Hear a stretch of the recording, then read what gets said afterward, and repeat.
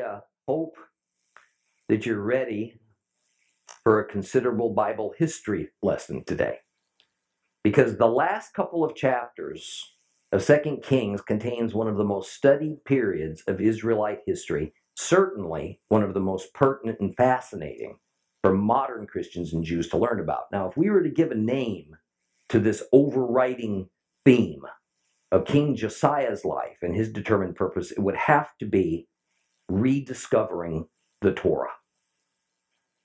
Since 2 Kings chapter 21, when we first were introduced to King Josiah, JOSIAH, we have watched an exceptionally righteous king in action, who the Lord favorably compared to King David. 2 Kings 22:2. He did what was right from Adonai's perspective, living entirely in the manner of David, his ancestor, and turning away neither to the right nor to the left. So as we continue our study of 2 Kings 23 today, keep that context in mind. And by the way, how I pray that all of you, will be welcomed into heaven with words expressing that same thought when we finish running our race. Now, chapter 23 began with a lavish ceremony at the temple in Jerusalem, in which the law of Moses was read to a mostly Judahite crowd, consisting of priests and Levites, the king's royal court, elders, priests, common citizens. And following the reading, we're told in verse 3 that all the people stood and they pledged themselves to keep the covenant.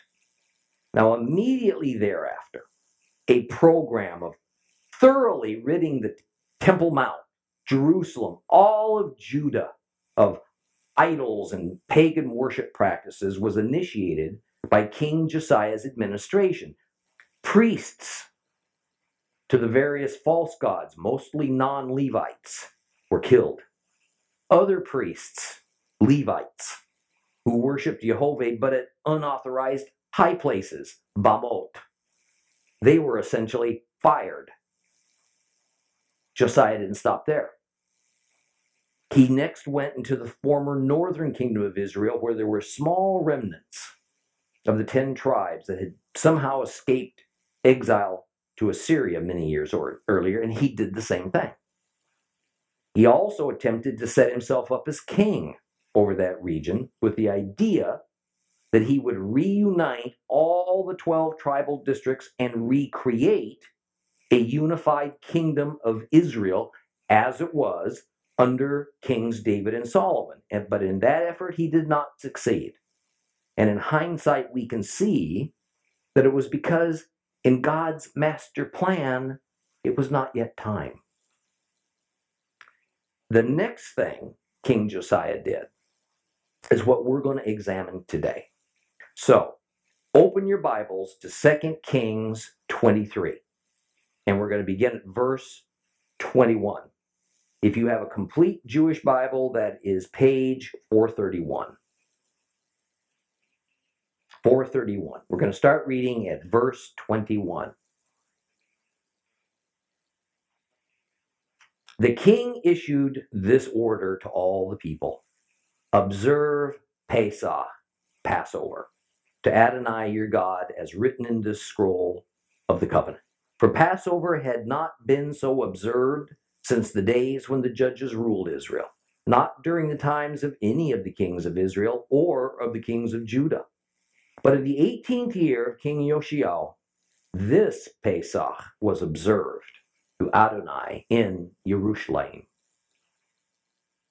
Josiah got rid of the mediums and of the people using spirit guides, as well as the household gods, the idols, all the disgusting things spotted anywhere in Judah and Jerusalem. He did this in order to establish the words of the Torah written in the scroll that Hilkiah the priest had found in the house of Adonai.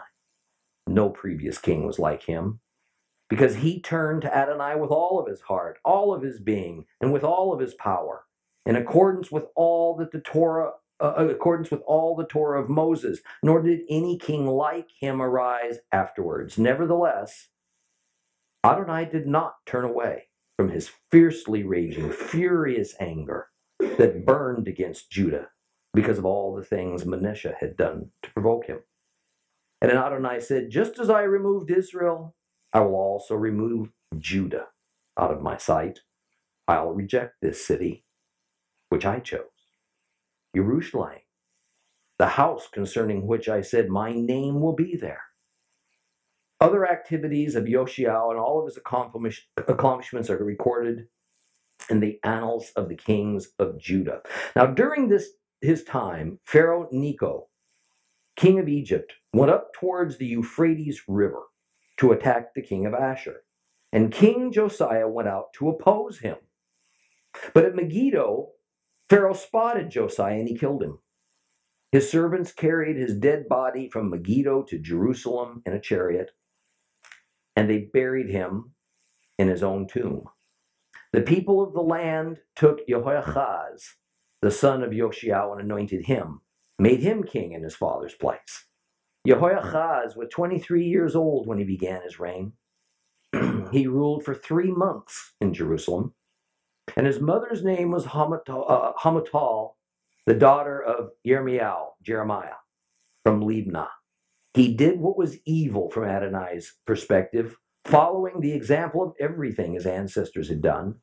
Pharaoh Necho imprisoned him at Rivlah in the land of Hamath, so that he would not be able to rule in Jerusalem. He also imposed a penalty on the land of 3 1/4 tons of silver and 66 pounds of gold. Then Pharaoh Necho made Eliakim, the son of JOSIAH, the king of in place of Josiah his father, and changed his name to Jehoiakim. He also carried Jehoiachaz off to Egypt, where he died. Jehoiakim remitted the silver and gold to Pharaoh, but in order to pay the money that Pharaoh demanded, he had to levy a tax on the land. He taxed the people of the land, each according to his means, to pay the silver and gold to Pharaoh Necho. Jehoiakim was 25 years old when he began his reign, and he ruled for 11 years in Jerusalem. His mother's name was Zebidah, the daughter of Pediah from Rumah. He did what was evil from the perspective of Adonai, following the example of everything his ancestors had done. How fitting it was that the king would order that the Pesach feast would be the first one to be celebrated in this new reformed kingdom of Judah. Not only is Passover the first in the series of 7 biblically ordained feasts, but it celebrates the breaking of the yoke to sin and of sin and of deprivation over God's people. When Israel was in Egypt, the meaning of the Passover was self-evident. It was immediately observable, because within hours of painting lamb's blood on the doorposts of their homes, the Hebrews witnessed mass death as the Lord passed through Egypt, killing every firstborn male, human beings and domestic livestock. But in a miraculous and merciful way, death passed over the faithful. For every Passover after that first one, the celebration was a commemoration of that bittersweet event. And now in Josiah's day, 700 years or more since that time, not just Passover, but all the feasts had become all mixed up with pagan elements, and apparently had also become nearly irrelevant in the Promised Land. But Josiah determined that he was going to remedy that. And he ordered that all the people in his kingdom, including the remnant of the 10 tribes living to the north of Judah, were to bring their Pesach offerings, come to Jerusalem to sacrifice. Now, while 2 Kings reports little more about it than it occurred in Josiah's 18th year on the throne, and that the Passover had not been observed so scrupulously according to the Torah instructions since the days of the judges. 2 Chronicles 35 goes into more detail about it. Let's go there now. Go to 2 Chronicles chapter 35. If you have a complete Jewish Bible, it is page 1220.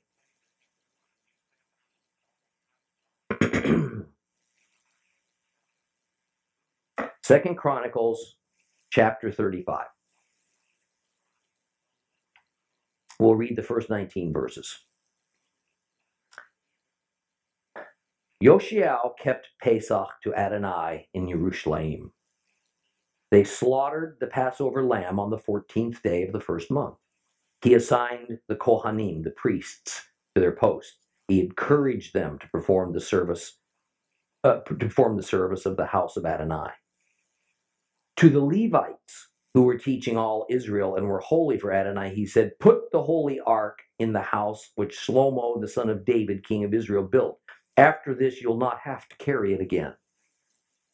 Now, serve Adonai your God and his people Israel. Organize yourselves by clans and duty divisions, according to the arrangement written down by David, king of Israel, and Solomon his son. Stand in the holy place according to the divisions of the clans of your kinsmen, the ordinary people, with part of a clan of Levites serving each clan of Israel. Then slaughter the Passover lamb, consecrate yourselves, prepare what your kinsmen need, and act according to the word of Adonai given through Moses." Josiah gave the ordinary people to all who were present 30,000 lambs and kids from the flock, all of them for Passover offerings, and 3,000 bulls. These were from the king's personal property. Pardon me.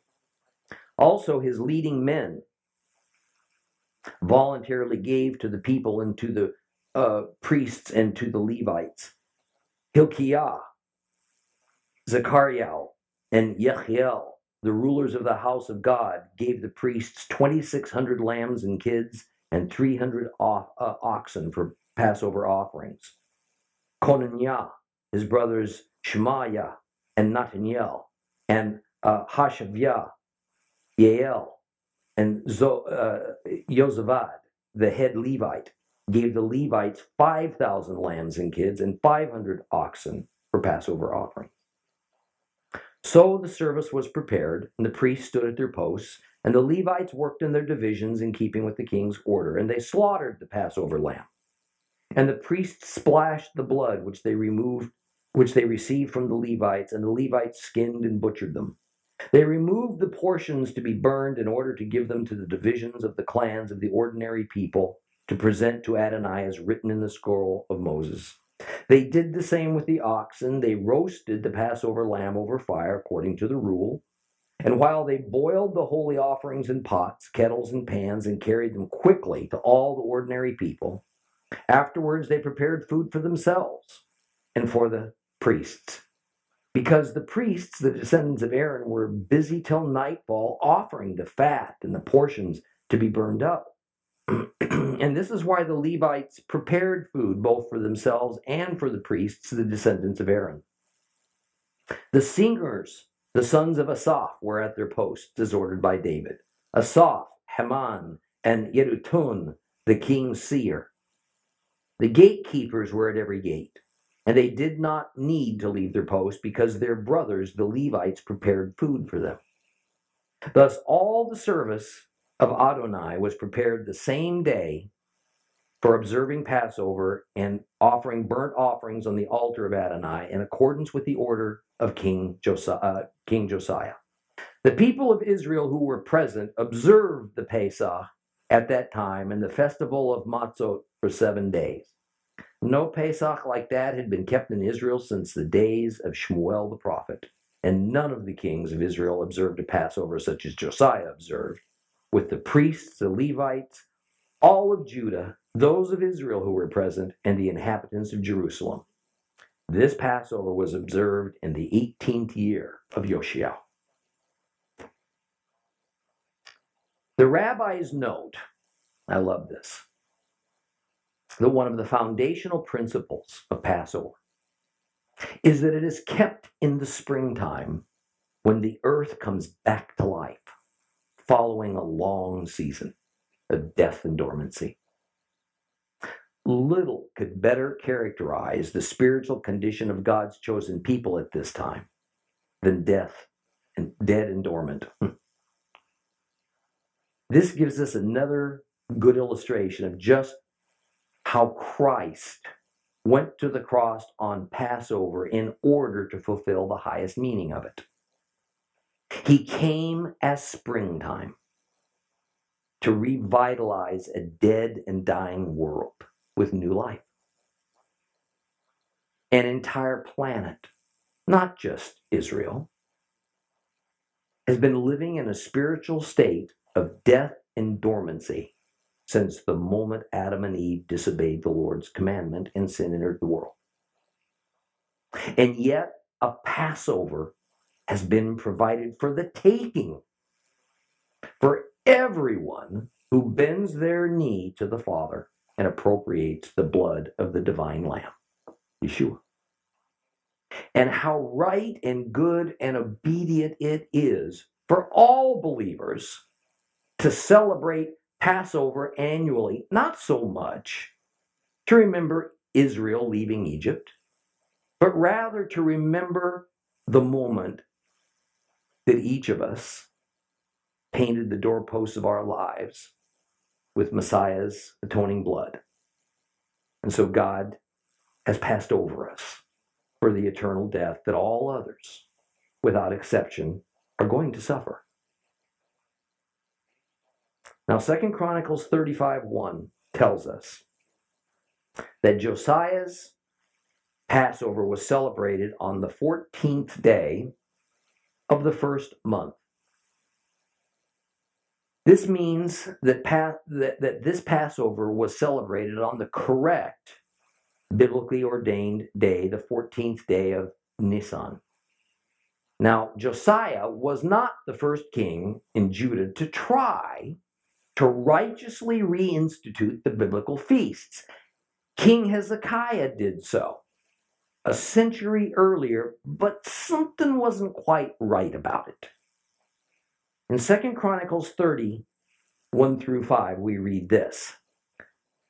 Then Hezekiah, Hiskiah, sent to all Israel and Judah and wrote letters also to Ephraim and Manasseh, summoning them to the house of Adonai in Jerusalem to keep the Passover to Adonai, the God of Israel.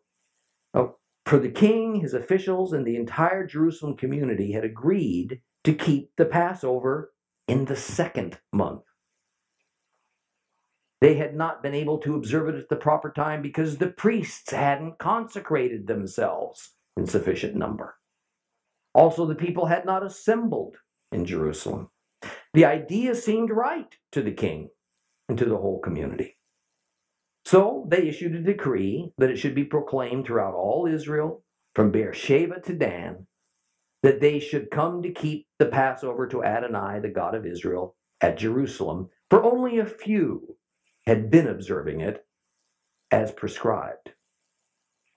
Well, we're told here that Hezekiah got together with all the people and they decided that they would hold Passover in the second month, Iyar, instead of the God-ordained month of Nisan, the first month.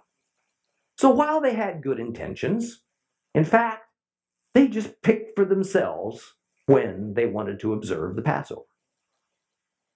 Now, I have little doubt that this was a political compromise between the northern and the southern kingdoms. We read in earlier lessons that King Jeroboam had instituted a religious festival that mimicked the 7th month feast of Sukkot, but he held it in the 8th month. And so moving Passover to the second month served a number of practical, logistic, and cultural realities. Now later in 2 Chronicles 30, we read that some of the remaining folks from the 10 northern tribes decided that they would not go through the required purification rituals for Passover. And in addition, they turned the 7 days of unleavened bread, matzah, They turned that observance into a 14-day party. And yet, we don't hear of the Lord necessarily condemning it, although there certainly is no divine commendation for it either. But this is why the author of 2 Kings can say that Josiah's Passover edict was the most Torah-observant Passover celebration since Samuel's time. Because by all accounts, every minute detail of the Torah's Pesach observance was scrupulously followed. We also see something else kind of interesting in 2 Chronicles 35. In verse 3, it says this: to the Levites, who were teaching all Israel and were holy for Adonai, he said, put the holy ark in the house which Solomon, the son of David, king of Israel, built, and after this you won't have to carry it again. In other words, the Ark of the Covenant wasn't at its usual place in the Holy of Holies, but rather it had to be carried back in upon the shoulders of the Levites in time for Passover. Now, no doubt, this had something to do with the refurbishment of the temple, because it was in this same year that Passover was being celebrated, Josiah's 18th year in power, that Josiah had also ordered the temple to be repaired. So apparently, the ark had been moved to a temporary location so that the Holy of Holies could be entered and refurbished. Well, back to 2 Kings 23. Verse 24 basically sums up everything that Melech Yoshiao, King Josiah, did to cleanse Judah and the northern kingdom of idols and of heathen shrines. And the key phrase is that he did it not with whatever seemed right to him. That's a phrase we get all the time for so many of the other kings. They did what was right in their own eyes. He didn't do it in accordance with whatever was the current religious philosophy or the sense of political correctness, but rather it was done, we're told, in order to establish the words of the Torah. Oh, that such a revival would sweep through Christ's church on earth today, that we'd want to do that. But instead, modern era revivals usually revolve around getting more people to come to church, or to champion a new social cause, or to embark on some new doctrine or trend.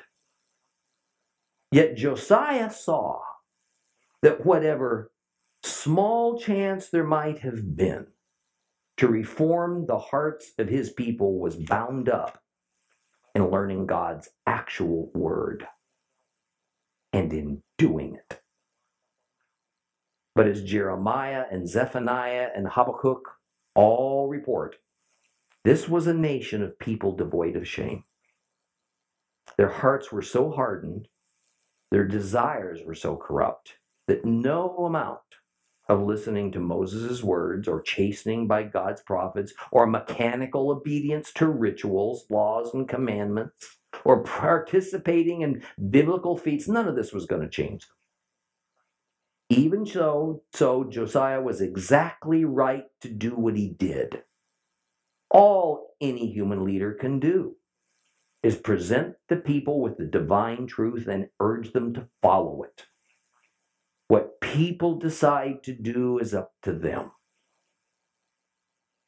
Therefore, despite the fact that other than for some outward window dressing, there was no real substantive interchange within Judah, but the Lord highly praised Josiah for his personal dedication, absolute faithfulness, and his tireless efforts. In 2 Kings 23:25, we read this: no previous king was like him, because he turned to Adonai with all of his heart, all of his being, all of his power, in accordance with all the Torah of Moses, nor did any king like him, arise afterwards. Now, no doubt, Josiah had his days of deep disappointment and discouragement. He was too wise not to suspect that all wasn't well within his kingdom, despite all of his heroic efforts. And let this be the model for all who want to be ministers, or teachers, elders, leaders of any kind within the body of Messiah. Our job, your job, will always be to present the truth. But how many or how few among the congregation who sincerely accept it, who change their lives because of it, this is not to be used by us as a measure of our success or of our failure. As with Josiah, now hear me on this, please. The only measure the Lord ever uses is faithfulness and obedience towards Him in the task that we've been assigned. That's the measure. We're only human. So it can be quite discouraging when the results aren't what we hoped and prayed for. In fact, that thought leads us right back to 2 Kings chapter 22, when the last words of that chapter make it clear that indeed King Josiah will, despite his faithfulness, despite all of his hard work, fail to effect a saving heart change in the people of Judah. But it's okay, because you see, that's not his responsibility. 2 Kings 22:18 through 20. But you are to tell the king of Judah, who sent you to consult Adonai, that Adonai, the God of Israel, also says this: in regard to the words you have heard, because your heart was tender, because you humbled yourself before Adonai, when you heard what I said against this place and its inhabitants, that they would become an object of astonishment and cursing, and you have torn your clothes, you've cried before me, I have also heard you, says Adonai. Therefore I will gather you to your ancestors. You will go to your grave in peace. Your eyes will not see all the calamity I'm going to bring on this place. Look at verses 26 and 27. You know, although it just seems to be mixed in with all the others, just put there, seems like to add more bits and pieces of information. In fact, they are the words that tell us that the defining moment for the existence of Judah had arrived.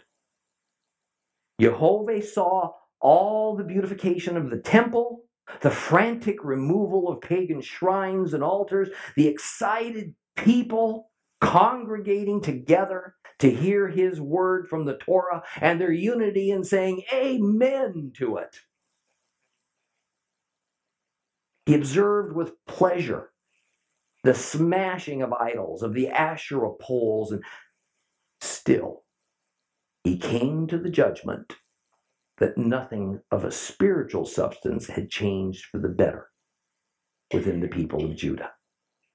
God had even provided Israel with a leader that was literally on par with the nearly incomparable King David. And still the people's hearts and minds remained perverted and far from God. Thus, verse 27 pronounces the final devastating verdict for Judah. 2 Kings 23:27. Adonai said, just as I removed Israel, I will also remove Judah from out of my sight.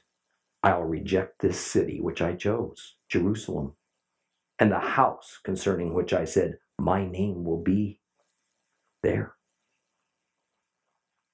The ball game was over.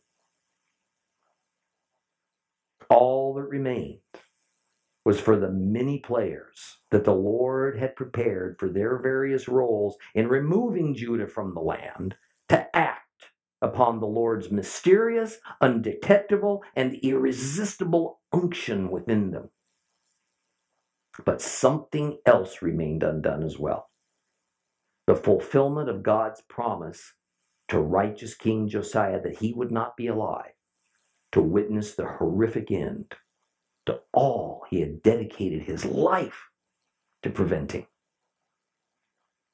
Thus, to complete the final item on God's checklist, before Judah is exiled to Babylon, the Lord, as he typically does, employs another Gentile nation to do his bidding. And suddenly, up pops Egypt. Now, in reality, even though the Bible's almost silent on the subject, Egypt had been a prominent player on the world stage again, and had great interest in controlling everything from the Sinai to the Euphrates River, from here all the way up to here. Let me see if I can sum up rather briefly what had transpired around the region during Josiah's time on the throne, because it has everything to do with setting up Babylon as the next world superpower and enabling them to act as God's hammer of justice upon Judah. Now, as I've taught you on numerous occasions, these great biblical events don't happen in a vacuum. The decisions and actions of kings and kingdoms had reasons for them, supported by agendas and circumstances. Well, it's around 610 BC, and once mighty Assyria has been in a serious decline for at least 2 decades. Now, instead of being an unconquerable power, Assyria is now in a fight for its very existence. Babylon has arisen from centuries of near dormancy, from being little more than a vassal state of Assyria to a regional power player. And they were a serious threat to Assyria's empire. Egypt was also a powerful nation with a well-equipped army, growing navy. Since their nation bordered on the Red Sea to the east, here's Egypt, Red Sea to the east, and the Mediterranean Sea to the north, they had become a seafaring nation. They were able seafarers. They had made treaties with many nations out into the Mediterranean, all along the coast, who were also seafaring. Thus, Egypt had a substantial mercenary force that employed soldiers who were comfortable on the land and the sea. But this also led to a natural interest in their obtaining as much seacoast territory along the beaches of Philistia and the Promised Land and all the way up to Lebanon as they could possibly get hold of. Well, Necho II was the new pharaoh, and his seafaring interests led him to do something astounding. I'll bet you never heard about this. He began a canal project to connect the Red Sea to the Mediterranean. That's right. He actually set about to build the first Suez Canal.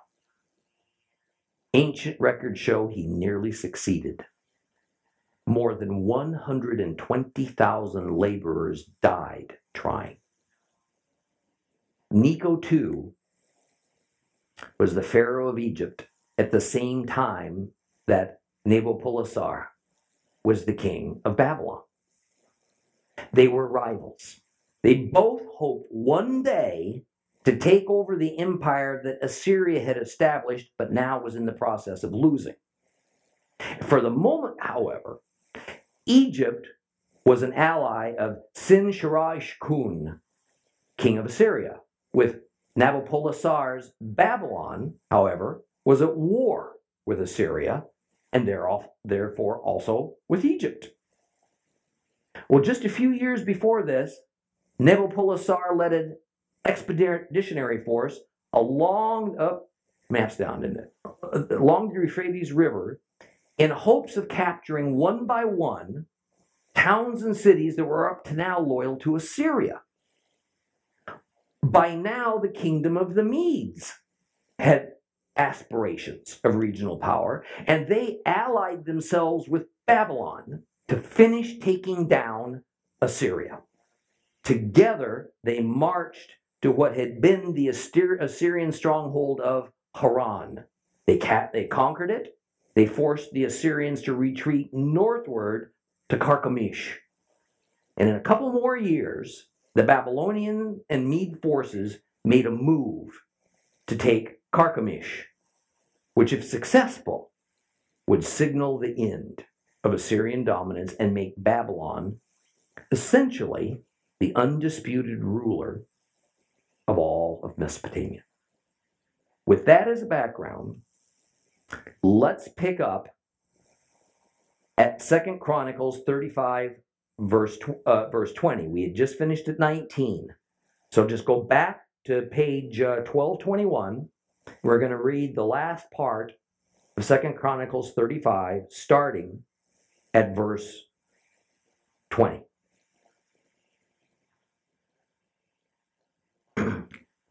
After all of this, and after JOSIAH had restored the house, Necho, king of Egypt, went up to attack Carchemish by the Euphrates River. King Josiah went out to oppose him, but Necho sent envoys to him with this message: "Do I have a conflict with you, king of Judah? No, I'm not coming to attack you, but to attack the dynasty with whom I'm at war. God has ordered to speed me along.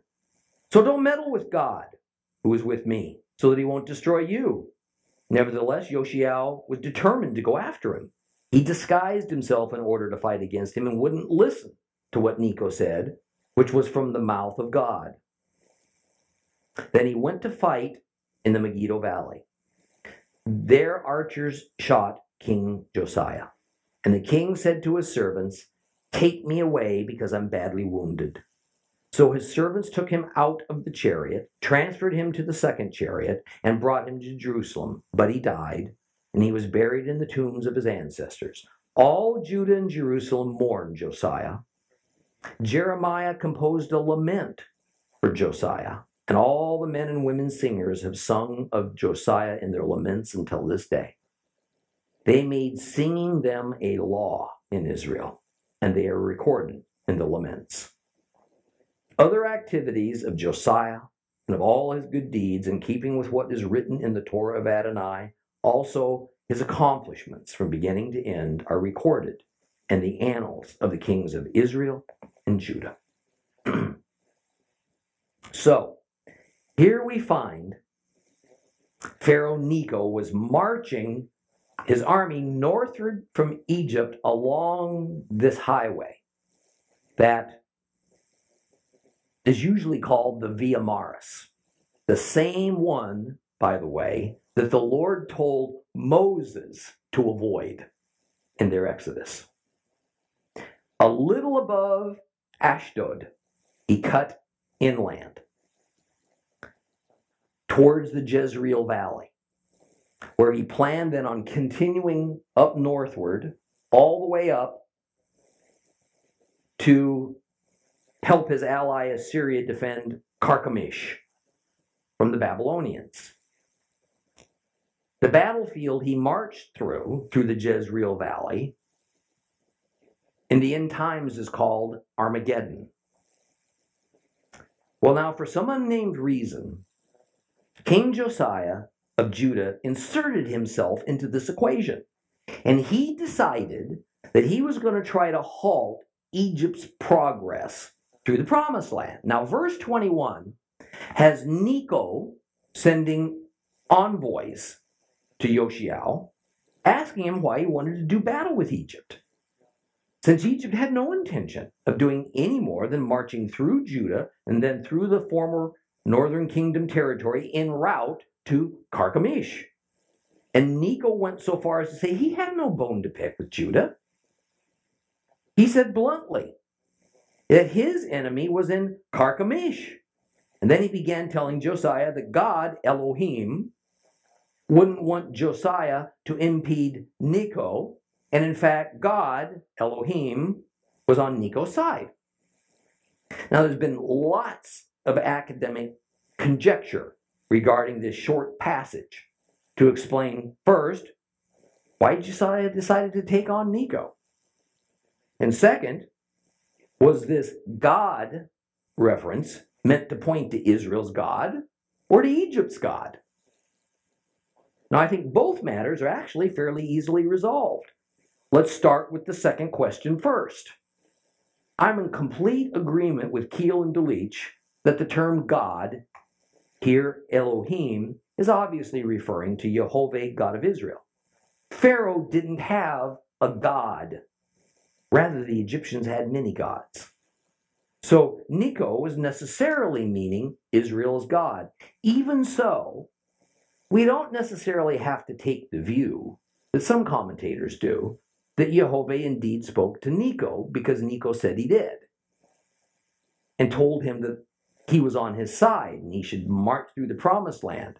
It's almost unimaginable that a prophet of Jehovah would take an oracle to Necho, guaranteeing him safe passage, and further, there really isn't a hint of that, except for some strange translations, and we have one in the complete Jewish Bible that kind of would sound that way. Rather, this is just one king trying to get the upper hand on the other king and doing what he could in a largely diplomatic effort to avoid an unnecessary conflict. Well, Necho wasn't so bold as to actually call Israel's God by his formal name, Yud-He-Vav-He, Jehovah, which indeed might have infuriated the pious Josiah. He merely said Elohim, which is a more or less generic term for God, or for any God for that matter. Now, for the issue of why Josiah decided to try and stop Necho. Judah had a problem. They had a problem. Kind of a big problem. Did they want Egypt, Assyria, or Babylon to dominate the region? Because pragmatically, they had no ability to defeat any of those forces. In other words, in a choice of nothing but bad options, which one was the least worst? His calculation was that it was better to allow Egypt to bolster Assyria and thus permit the two of them together to dominate the region.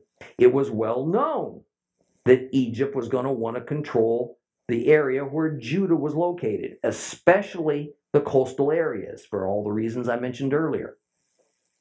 Assyria was more interested in controlling Mesopotamia because of the two important rivers up there, the Tigris and the Euphrates. And what Babylon, together with the Medes, would want is almost identical with Assyria's interests, except it seems that Josiah's calculation was that a coalition of Babylon and Media were, in the end, the best of all the bad options. Now, perhaps it was due to Huldah's prophecy of doom for Judah, in which Judah would suffer what Israel suffered. Now, think about this. They would have thought they were going to be exiled to Assyria, because Assyria was the dominant power. Well, so Josiah figured it would, of course, be Assyria, where Judah was going. Where else would it be? So maybe the thing for him to do was to contribute into weakening Assyria by helping Babylon win at Carchemish, making Judah's experience of exile not only less onerous, but maybe even less likely. In any case, King Josiah shunned Necho's warning, and he attacked, foolishly, some might argue. He attacked the Egyptian forces at Megiddo. There he was shot by an Egyptian archer, and he was taken back to Jerusalem mortally wounded. 2 Kings 23, 29, and 30 says that Josiah was shot and killed at Megiddo, where he died, and then his corpse was transported back to Jerusalem. Likely it was that he died on the way back to Jerusalem from Megiddo. Thus, this is how God fulfilled his promise that Josiah would not witness Judah exiled from the land. Now, imagine this is not what Josiah had in mind when he was told that he would die in Shalom, that he would rest with his ancestors. I think he probably envisioned dying in bed, a very old man. But here's a good case study as to why we must be very cautious in imagining that we have a good handle on how some of the remaining unfulfilled biblical prophecies might just play out. Too often, those who write about these prophecies in our day take the rosiest scenario. They assume that must be how it's all going to go. So when you think about the end times prophecies, be a little bit careful what you wish for. The people of the land, the Eretz, a highly influential religious and social movement within Judah, followed the typical succession protocol, and they had the political power to elevate Josiah's son Jehoiachaz to the throne to replace his deceased father. Jehoiachaz first went by the name Shallum. He was a young man, he was 23 years old, and he managed to rule for only 3 months. And the author of 2 Kings characterizes him as totally different from his father. And he was just another in a long line of wicked kings. It seems that because Josiah attacked Necho's army and no doubt wounded it, the angry Necho responded by subjugating Judah and making them a vassal to Egypt, the very thing Josiah feared. Necho obviously wanted his own man on Judah's throne, so he deposed Jehoiachaz, who had been chosen by the Eretz, and he imprisoned him in a place called Riblah. Well, the Pharaoh chose another indifferent son of Josiah, whose name was Eliakim, to be the new vassal king over Judah. And as was a customary show of regal superiority, Necho changed Eliakim's name to Jehoiakim. And he was apparently content to rule under Necho, and he remained on Judah's throne for 11 years. But as another bad king. There would be nothing but bad kings the last few remaining years before Judah was hauled off to Babylon. Now we're told that Jehoiakim consented to send large sums of gold and silver to Necho, large enough he had to impose a special tax upon the people of Judah just to pay for it. Well, but during Jehoiakim's reign, there was a dramatic shift of power in the region. He remained a vassal under Egypt from 609 to 605 BC, but then Babylon's power came into full bloom, and Egypt was repulsed, and it was pushed back all the way to the Sinai. It happened when Egypt and Assyria joined together and attempted to take Haran back from Babylon, and they were thoroughly trounced. This was the moment that we can point to when Babylon became the new dominating power of the Middle East and of the Asian continent, and the Assyrian Empire came to an end. A great deal happened in 605 BC. Nabopolassar, the Babylonian king, died, and he was succeeded by the infamous king Nebuchadnezzar. It was he who would almost immediately push Egypt out of Judah, push them all out of the coastal plains, all the way back to the Sinai. So after 4 years as a vassal to Egypt, now the next 3 years, Jehoiakim became a vassal to Nebuchadnezzar of Babylon. And this new arrangement never settled very well with the king of Judah. After all, he had been brought to power by Pharaoh Necho, and he had a pretty comfortable arrangement with Egypt. But overnight, with Babylon in control, the tribute amount was upped and the conditions worsened. He rebelled. Bad move. King Nebuchadnezzar immediately sent his battle-hardened troops, here called Chaldeans, along with the troops of other conquered kingdoms, specifically mentioned were Aram, Moab, and Ammon, against Judah in reprisal. It is interesting that we're told in 2 Kings 24, which we'll get into next time, in verses 2 and 3, that this attack upon Judah by Nebuchadnezzar was entirely the doing of Jehovah. He intended for it to happen. He made it happen because he wanted to inflict major harm to Judah as but the beginning of his wrath against them.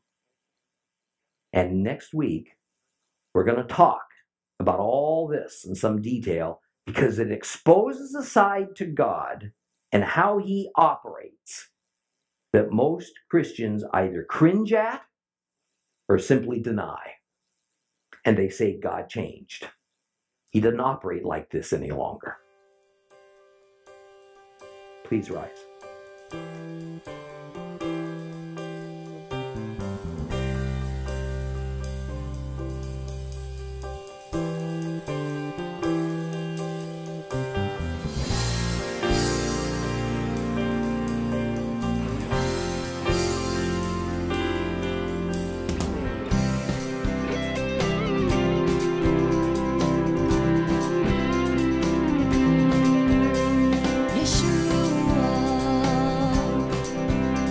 Yeshua,